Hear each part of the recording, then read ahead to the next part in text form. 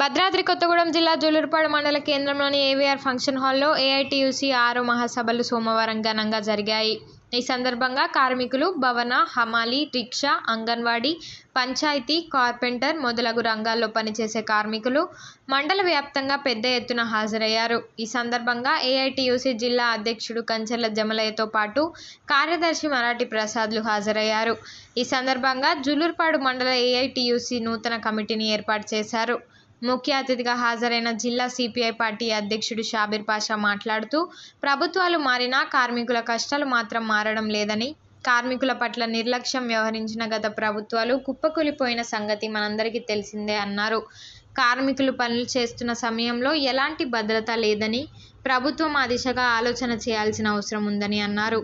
కార్మికుల హక్కుల కోసం సంఘటితంగా పోరాటం చేయాల్సిన అవసరం ఉందని అన్నారు. ఎమ్మెల్యే సాంబశివరావు అసెంబ్లీలో కార్మికుల సమస్యల ప్రస్తావన తీసుకురావడం సంతోషంగా ఉందని అన్నారు. కార్మికుల హక్కుల సాధనకై ఏఐటీయూసీ నిరంతరంగా పోరాడుతుందని అన్నారు.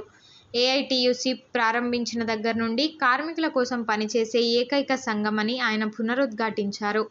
కార్యక్రమంలో నాయకులు చంద్ర నరేంద్ర కుమార్, గుండుపిన్ని వెంకటేశ్వర్లు, షేక్ చాంద్ పాషా, షేక్ నాగుల్ మీరా, ఏఐటీయూసీ జిల్లా వర్కింగ్ ప్రెసిడెంట్ ముఖ్య లలిత పాల్గొన్నారు. మనవడుతా ఉంటే మంచిగా చేయటం కాదు, మిమ్మల్ని ఇంట్లో కూడా బతకనీయరు.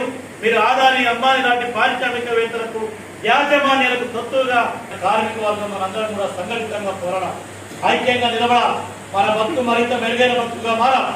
మన పిల్లలకు చదువుకోవాలన్నా, మనకు మంచి వైద్యం దొరకాలన్నా, మనం ఉండే ఇల్లు బాగుపడాలన్నా మన 5 ఏళ్ళు వస్తా ఉన్నాయి. ఈ నేపథ్యంలో ముందు మనం ఉన్న బతుకు మనకు నిలబడాలంటే మనం ఐక్యంగా మనం పోరాడాలి. మెరుగైనటువంటి జీవితాలు మనం సాధించబడాలంటే మనకు పోరాటం ఉంటే మార్గం. అయితే చాలా మంది మేము పోరాటం చెప్తాము, చాలా సంఘాలని మళ్ళీ మీ అందరికీ చెప్పి మీ సమయాన్ని ఎక్కువ తీసుకోకుండా 2-3 విషయాలు మనందరం కూడా మాట్లాడుకోవాల్సిన అవసరం ఉన్నది. ఈనాడు భద్రాద్రి కొత్తగూడెం జిల్లాలో ఏఐటీయూసీ జిల్లా మహాసభల తర్వాత ప్రసాద్ గారు, జమలయ్య గారు ఇద్దరు నాయకత్వం వహించి జిల్లాలో కార్మిక ఉద్యమాన్ని మరి ముందుకు తీసుకెళ్ల దాంట్లో ఉవ్వెత్తున కార్యక్రమాలు తీసుకొని అన్ని మండలాల్లో కార్మిక వర్గాన్ని సంఘటితపరుస్తూ ముందుకు పోతున్నటువంటి నేపథ్యంలో ఇవాళ మన జూలూరుపాడు మండల మహాసభ సాగుతాం. ముందుగా జూలూరుపాడులో అన్ని సంఘాలకు ధన్యవాదాలు తెలియజేస్తూ భవన నిర్మాణ కార్మిక సంఘానికి ప్రత్యేకమైనటువంటి ధన్యవాదాలు తెలియపరుస్తున్నాం. ఎందుకంటే ఒక చీరం మేడే నాడు సాంస్కృతిక గారు మేమందరం వేదిక నాయకులందరూ వచ్చాం. మేడే సందర్భంగా మహిళ, పురుషుడు ఇద్దరు సమైక్యంగా పోరాటానికి సమాయత్తమవుతూ మన రాష్ట్ర రహదారి మీద ఈ జిల్లాలో మొట్టమొదటిసారిగా మేడే యొక్క పోరాట చీరాన్ని ఆవిష్కరించినటువంటి జూలూరుపాడు మండల ఏఐటీయూసీకి ధన్యవాదాలు. మరి వాళ్ళు చాలా మంది కార్మిక వర్గం ఇక్కడ ఉంది. భవన నిర్మాణ కార్మిక రంగంలో 11 రకాల పనులు చేసేటటువంటి అందరూ ఉన్నారు. మేస్త్రీలు ఉన్నారు, ఎలక్ట్రికర్లు, పెయింటర్స్, రాడ్ బెండింగ్, మట్టి పని చేసేవాళ్ళు, సకల రంగాల కార్పెంటర్లు ఉన్నారు, హమాలీలు ఉన్నారు, లేదా ఆటో డ్రైవర్లు ఉన్నారు, ట్రాక్టర్ డ్రైవర్లు ఉన్నారు, ASHA, anganwadi, mid day meals లాంటి స్కీమ్ వర్కర్స్ ఉన్నారు. సకల రంగాల ఏఐటీయూసీ నాయకులు ఇక్కడ అందరూ కూడా ఈ సభలో పాల్గొంటారు.